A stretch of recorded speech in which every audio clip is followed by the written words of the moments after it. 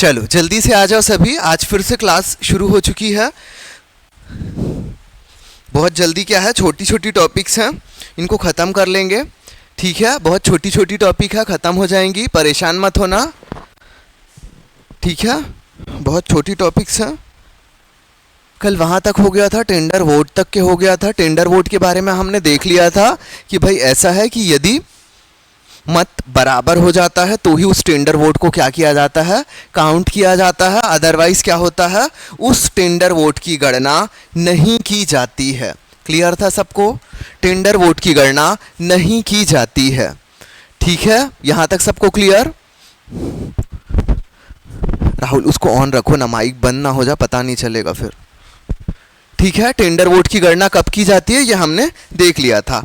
अब देखो एक टॉपिक है मतदान बंद करना। मतदान बंद करना। ठीक है, तो मतदान बंद करना वाला भी हमने देख लिए थे। मतलब क्या होगा, जैसे ही जो टाइम बताया गया है और वो टाइम पूरा होता है, पीठासीन अधिकारी की क्या हो जाती है, जिम्मेदारी हो जाती है कि उसे त्वरित रूप से और तुरंत मतदान बंद कराना है। मतदान बंद कराने से तात्पर्य जो 5 बजे, यानी कि जो ड्यू डेट है, जो टाइम है इतने बजे, इस टाइम के पहले जितने लोग अंदर आ चुके हैं उनको अंदर करके पीठासीन अधिकारी क्या करता है, गेट में ताला लगा देता है। और जो लोग फिर अंदर ऑलरेडी टाइम के पहले पहुंच गए थे, केवल वो ही लोग मत देंगे और न किसी भी लोग को अंदर आने नहीं दिया जाएगा। और मतदान की प्रक्रिया को क्या करेगा, फिर पीठासीन अधिकारी मतदान की प्रक्रिया को फिर क्या करेगा, बंद करेगा। लेकिन याद रखना, जो अंदर आ चुके हैं वो लोग मत देंगे। ठीक है, जो लोग अंदर आ चुके हैं वो लोग मत देंगे। जो लोग 5 बजे के बाद आए हैं, गेट बंद कर दिया जाएगा, उन्हें अंदर आने नहीं दिया जाएगा। क्लियर हो गया है? मतदान बंद करना समझ में आ गया सभी को?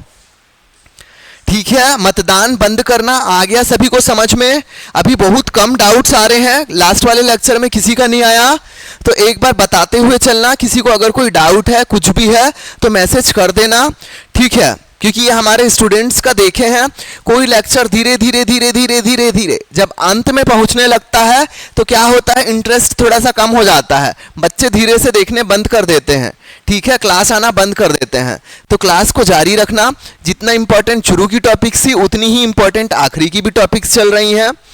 ठीक है, तो हमने क्या देखा, मतदान बंद करना, और हमने समझ लिया मतदान को बंद किसने किया, पीठासीन अधिकारी ने मतदान स्थल को क्या किया, ताला लगा दिया और 5 बजे के बाद मतदान को बंद करवा दिया। लेकिन 5 बजे के पहले जो आ गए थे वो लोग बाकायदा, अगर लाइन लगी हुई है तो गेट बंद होगा लेकिन वो लोग अंदर रहेंगे, वो लोग मतदान करेंगे। और ये कौन निर्धारित करेगा कि ये 5 बजे के पहले आ चुके हैं? पीठासीन अधिकारी निर्धारित करेगा कि हाँ ये लोग 5 बजे के पहले उपस्थित हो गए थे। क्लियर है? अब लिखो, मत पेटियों को सीलबंद करना। मत पेटियों को सीलबंद करना। मत पेटियों को सीलबंद करना। मत पेटियों को सीलबंद करना। मत पेटियों को सीलबंद करना मतलब, यहां पे देखना, जैसे ही मतदान पूर्ण हो जाता है,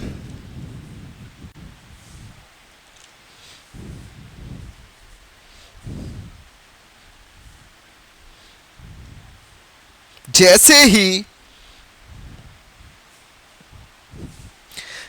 ही मतदान पूर्ण हो जाता है, जो पीठासीन अधिकारी होता है, जो पीठासीन अधिकारी होता है, जैसे ही मतदान पूर्ण हो जाता है, पीठासीन अधिकारी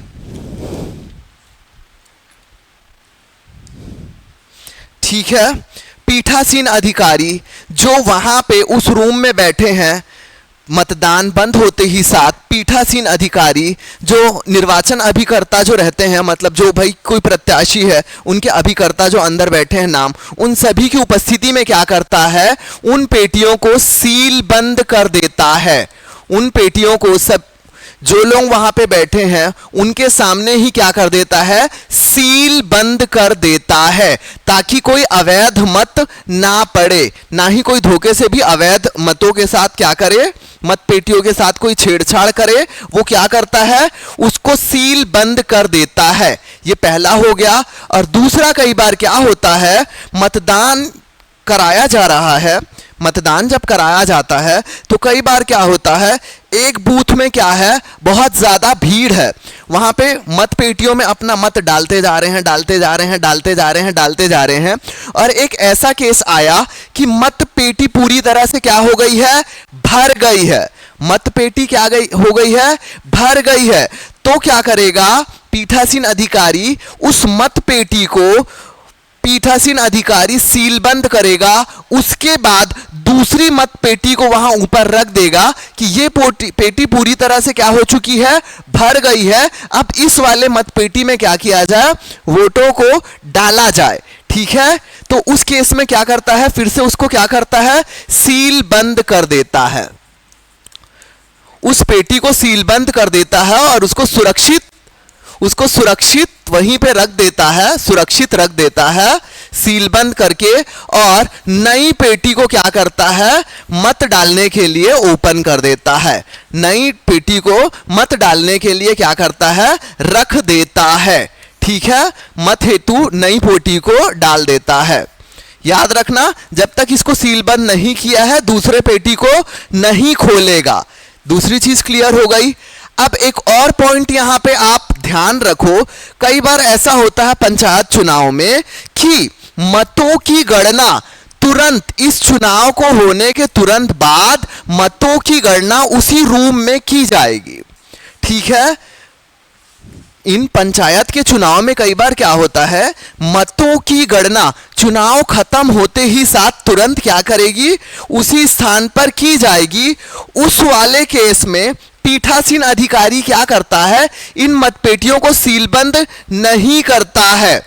ठीक है, मतपेटियों को सीलबंद नहीं करता है। यदि चुनाव होने के तुरंत बाद उसी कक्ष में मतों की गणना की जाएगी तो उस केस में क्या होता है, उस केस में क्या करता है, सीलबंद नहीं करता है। उस केस में क्या, किस केस में, जब चुनाव के तुरंत बाद वहां पे क्या होती है, मतदान की गणना होने वाली है, उस केस में पीठासीन अधिकारी मतपेटियों को बंद नहीं करता है, केवल और केवल उसी स्थिति में। क्लियर है, याद रहेगा,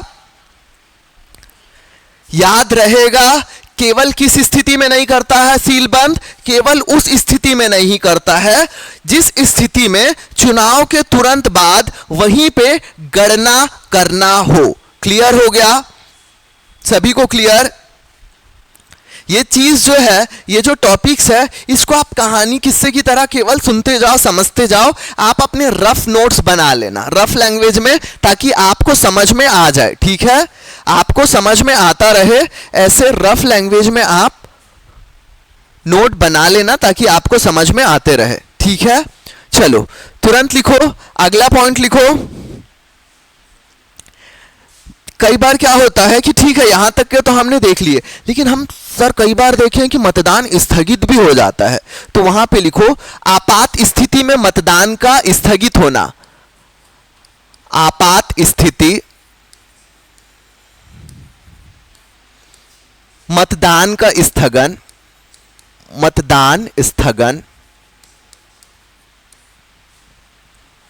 यहां पे क्या होता है, एकदम आराम से सुनना। कई बार क्या होता है कि मतदान आराम से क्या चल रहा था, किसी मतदान केंद्र में क्या था, मतदान चल रहा था, आराम से चल रहा था, आराम से चल रहा था, आराम से चल रहा था। पहला केस ऐसा है, किसी मतदान केंद्र में आराम से क्या चल रहा था, मतदान चल रहा था, मतदान चल रहा था। अचानक क्या होता है, वहां पे हिंसा हो जाती है, हिंसा हो जाती है।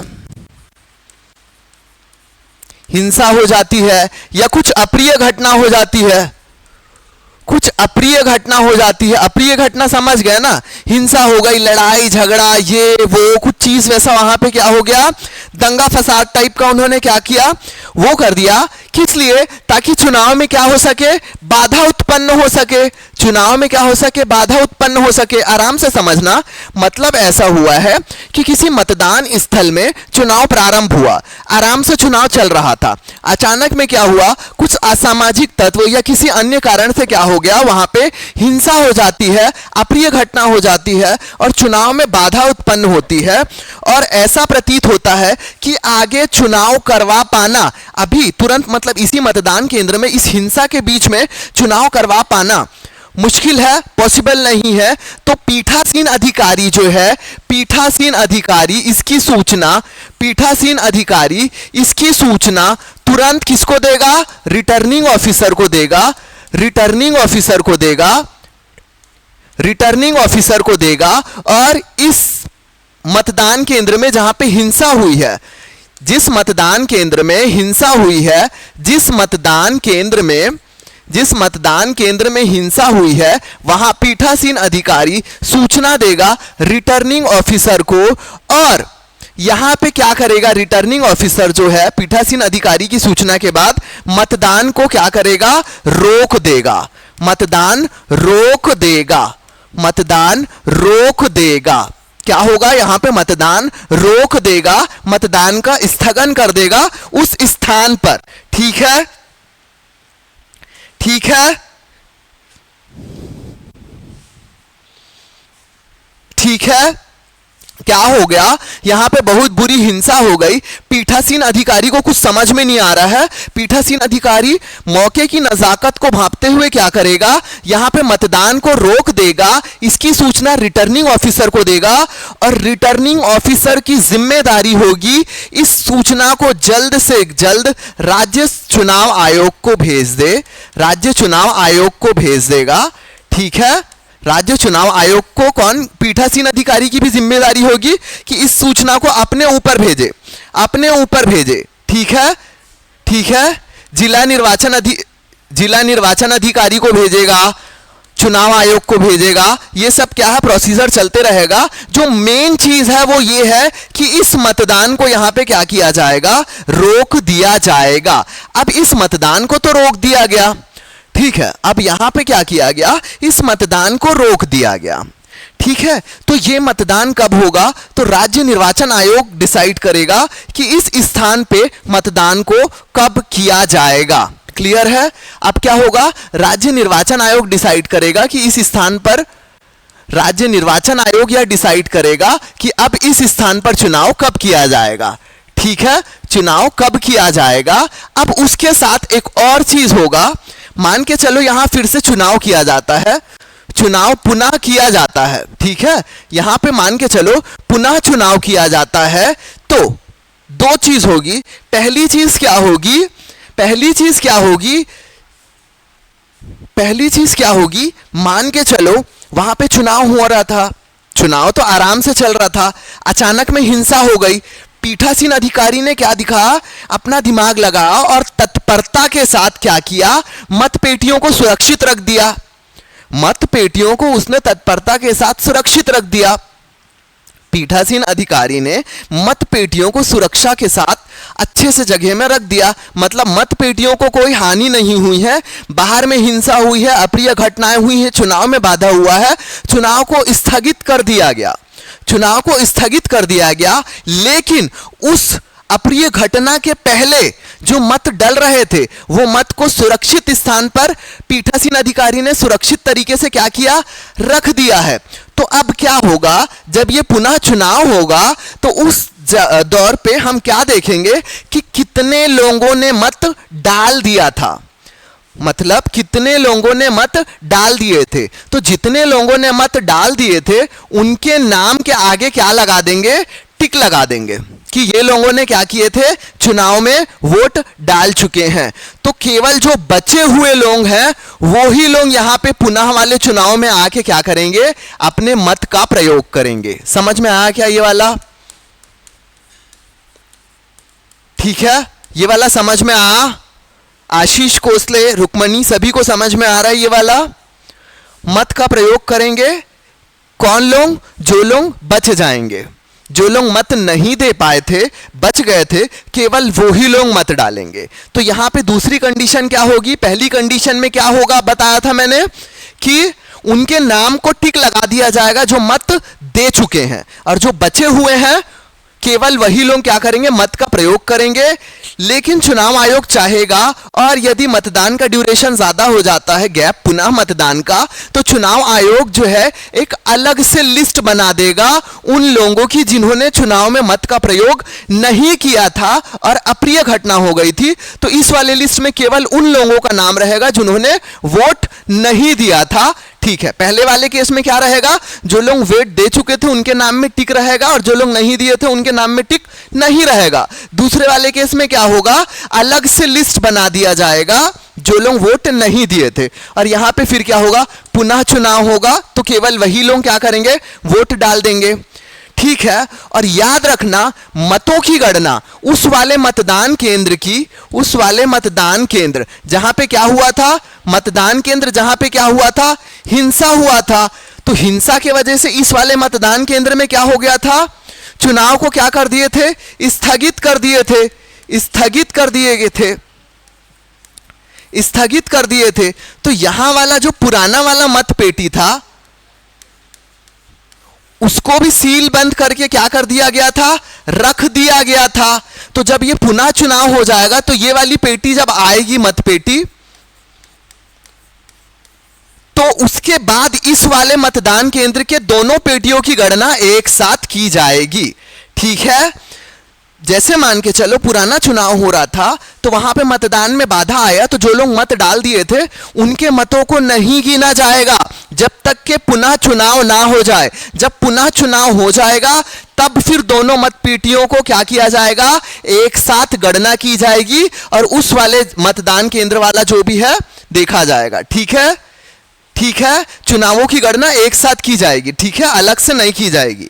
आ गया सबको समझ में?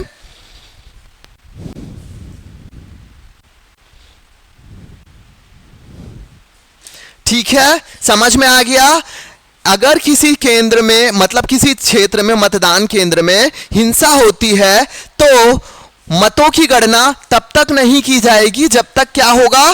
पुनः चुनाव ना हो जाए। पुनः चुनाव होने के बाद ही मतों की गणना की जाएगी, और उस पुरानी वाली मतपेटी को तुरंत सील करके जो रखे रहेगा जाएगा वो पुनः चुनाव के टाइम क्या किया जाएगा? गणना किया जाएगा। क्लियर है यहां पे सबको?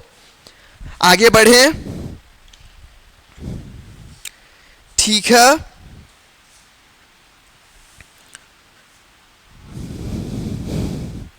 ठीक है, सबको समझ में आ गया? मतलब पुनः चुनाव प्रारंभ होगा तो स्थगन के समय जिन्होंने ऑलरेडी वोट दे चुका था वो लोग वोट नहीं देंगे, जो लोग बचे थे केवल वही लोग करेंगे। ठीक है, ठीक है, चलो यहां तक ठीक है। चलो अब एक ऐसा भी केस हो सकता है, ऐसा भी केस हो सकता है कि मतपेटी ही, मतलब ये जो बाधा उत्पन्न हुई थी, ये हिंसा हुई थी, या ऐसी कुछ घटनाएं हुई थी, तो ऐसा भी तो हो सकता है।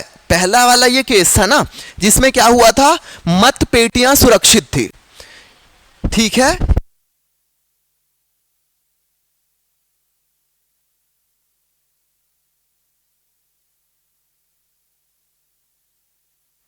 ठीक है, तो वहां पे क्या हुआ था? मतपेटियां सुरक्षित थी हमारे पहले वाले केस में। अब दूसरे वाले केस में क्या होगा?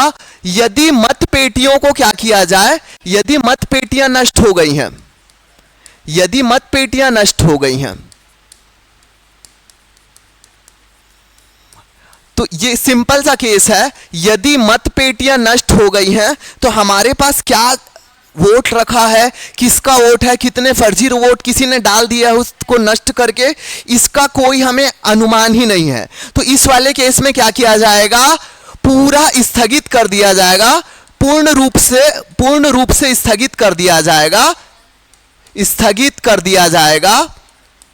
कर दिया जाएगा और यहां पे चुनाव जो है नए पैमाने से होगा, नए पैमाने से चुनाव किया जाएगा। मतलब यहां पे क्या होगा, यहां पे सब चुनाव डालेंगे, जो लोग वोट दे चुके थे वो भी और जो लोग नहीं दिए थे वो भी। क्यों? क्योंकि यहां पे हमारे पास क्या हुआ था, यहां पे हमारा मत ही वो हो गया था, तो इस वाले स्थगित नहीं किया जाएगा, यहां पे स्थगित में इस वाले मतदान केंद्र के चुनाव को क्या किया जाएगा, शून्य घोषित कर दिया जाएगा। याद रखना, शून्य घोषित कर दिया जाएगा, शून्य घोषित कर दिया जाएगा। और यदि शून्य घोषित कर दिया गया है तो यहां पे क्या होगा, फिर से शुरू से फिर से चुनाव होगा। जो लोग ऑलरेडी मत डाल चुके थे वो, जो लोग मत नहीं डाले थे वो सभी क्या करेंगे, फिर से इसमें जब भी मतदान होगा, पुनः निर्वाचन जब भी होगा यहां पे, वो लोग फिर से यहां पे क्या करेंगे, फिर से सभी लोग वोट डालेंगे। क्यों? क्योंकि यहां पे मत पेटी जो थी वो नष्ट हो गई थी या मतों के साथ छेड़छाड़ कर दिया गया था। इस केस में क्या करेंगे, फिर से जब भी चुनाव होगा तो वे सभी लोग फिर से वोट डालेंगे। क्लियर हो गया है? ठीक है, पहले वाला केस समझ गए। पहले वाले केस में क्या हुआ था, हिंसा हो गई थी लेकिन मत पेटियां सुरक्षित थी, मत पेटियां सुरक्षित थी। पीठासीन अधिकारी ने क्या किया था, उसको सुरक्षित अलग रख दिया था। लेकिन यहां पे ऐसा होता है कि मतदान के समय जब कोई हिंसा होती है और पीठासीन अधिकारी, रिटर्निंग ऑफिसर पीठासीन अधिकारी के पहले ही यहां पे क्या कोई अन्य सामाजिक तत्व जो है गलत तरीके से आके उसमें हस्तक्षेप करके उसको नष्ट कर दे, जहां पे बेचारा पीठासीन अधिकारी उसको नहीं बचा पाया हो धोखे से भी, तो उस केस में क्या होता है, जब भी निर्वाचन होता है वहां पे सभी लोग फिर से क्या करते हैं, मत डालते हैं। क्यों? क्योंकि रिटर्निंग ऑफिसर पीठासीन अधिकारी उसको सूचना देगा और यहां पे इस पूरे मतदान केंद्र के चुनाव को शून्य घोषित कर दिया जाएगा। क्लियर है यहां का? दूसरा वाला केस समझ में आ गया सबको? ठीक है,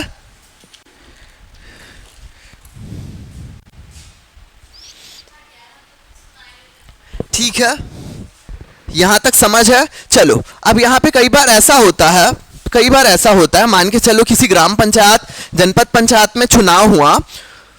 यदि किसी ग्राम पंचायत, जनपद पंचायत में एक चुनाव हुआ, चलो यदि ग्राम पंचायत, जनपद पंचायत में चुनाव हुआ, चुनाव हुआ, दो उम्मीदवार थे, दोनों ही उम्मीदवार को, एक उम्मीदवार ए है और एक उम्मीदवार बी है, मतलब दो उम्मीदवार हैं,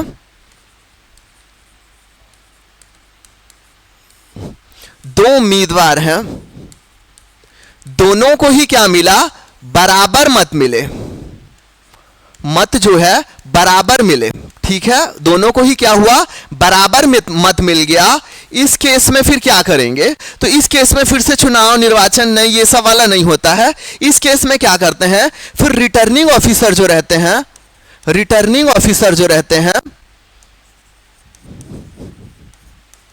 इस मतलब ऐसा भी केस हो सकता है ना कि भाई कहीं पे चुनाव हो रहा है, चुनाव बहुत अच्छे से हो गया, ठीक है, चुनाव बहुत अच्छे से हो गया, लेकिन दोनों ही के मतों में क्या हो गया, बराबर आ गया। मतलब 2 बार गिने, 3 बार गिने, हर बार ऐसा क्या हुआ कि मत दोनों के, दो उम्मीदवारों के मत एकदम बराबर आ गए।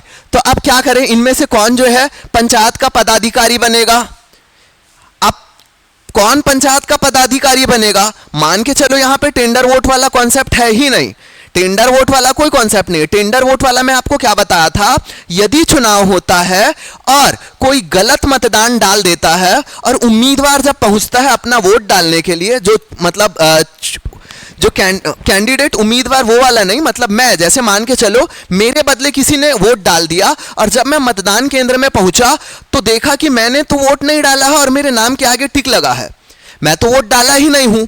मैं उस केस में वहां पे क्या करूंगा, वहां के अधिकारियों को बताऊंगा कि मैंने वोट डाला नहीं है, किसी ने फर्जी तरीके से मेरे बदले वोट डाल के चले गया है। उस केस में क्या होता है, उस केस में होता है टेंडर वोट।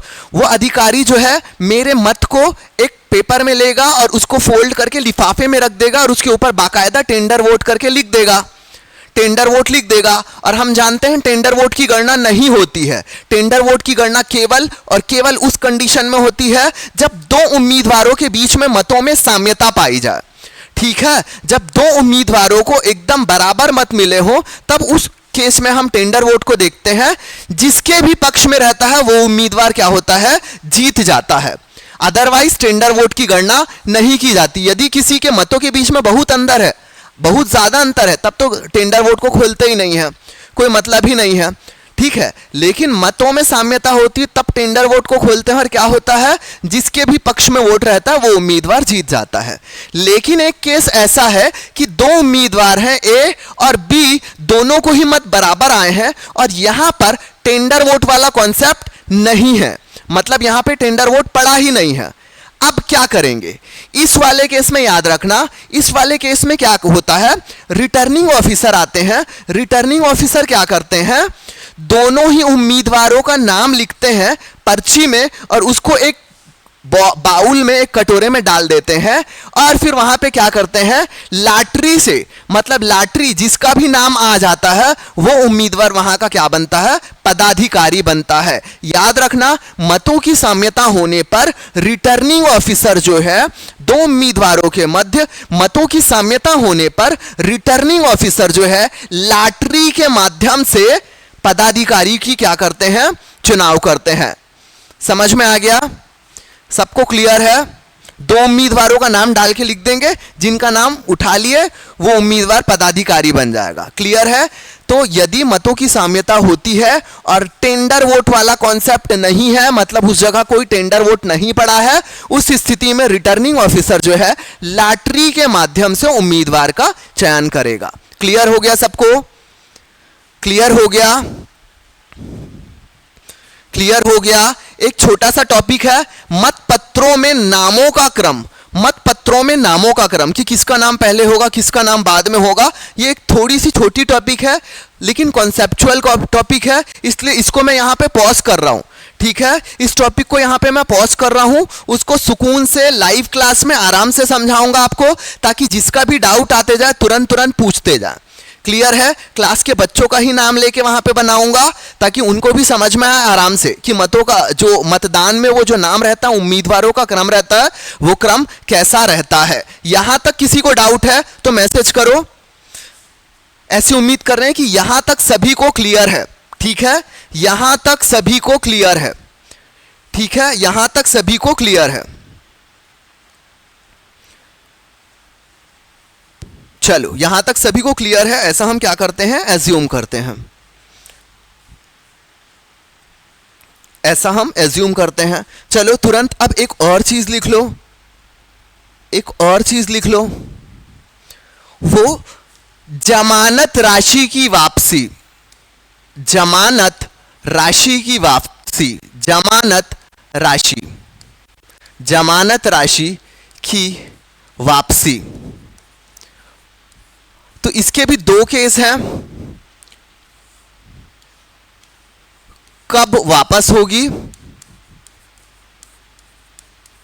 मतलब हमारी जमानत राशि कब वापस होगी और जमानत राशि कब वापस नहीं होगी।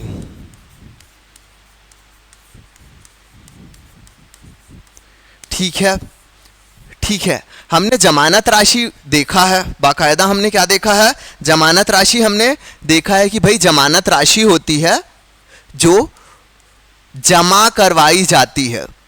क्या करवाई जाती है, जमा करवाई जाती है।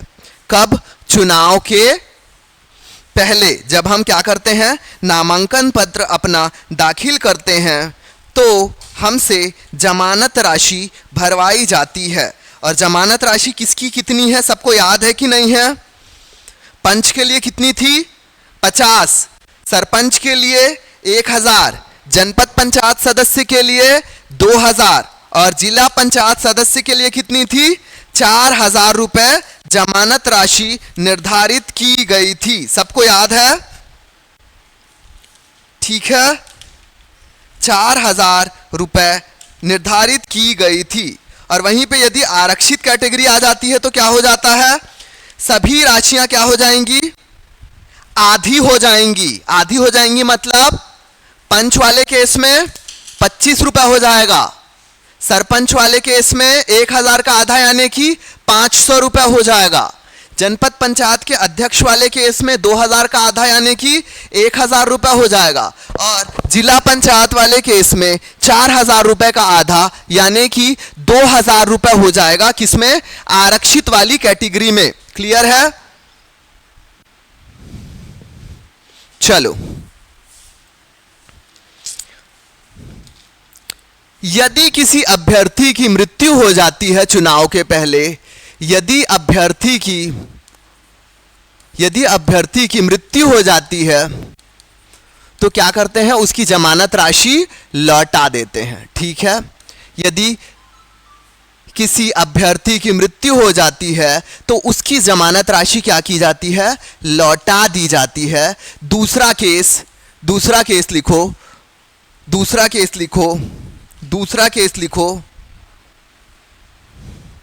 यदि उसने कुल वैध मतों का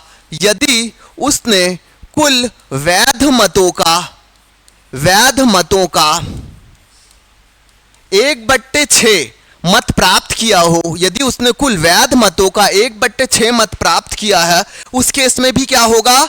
उसकी जमानत राशि लौटा दी जाएगी। क्लियर है? जमानत राशि कब लौटा दी है हमने? यदि अभ्यर्थी की मृत्यु हो गई, दूसरा यदि अभ्यर्थी ने वैध मतों का 1/6 मत प्राप्त किया। उन दोनों केस में हमने क्या किया? अभ्यर्थी की जमानत राशि को लौटा दिया। दूसरा केस है, हम जमानत राशि को कब नहीं लौटाएंगे? तो सबसे पहला वाला केस तो यही बन गया, यदि अभ्यर्थी ने कुल वैध मतों का 1/6 प्राप्त नहीं किया तो क्या करेंगे? नहीं प्राप्त किया तो उसको क्या करेंगे? उसकी जमानत राशि जब्त कर ली जाएगी। ठीक है, यदि उसने कुल वैध मतों का 1/6 मत प्राप्त नहीं किया तो उसकी जमानत राशि जब्त कर ली जाएगी।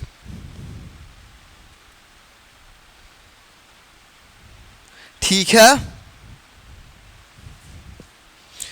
है, अब दूसरा क्या होता है? मान के चलो चुनाव हो गया, चुनाव होने के 6 माह भी बीत गए हैं, लेकिन अभ्यर्थी ने जमानत राशि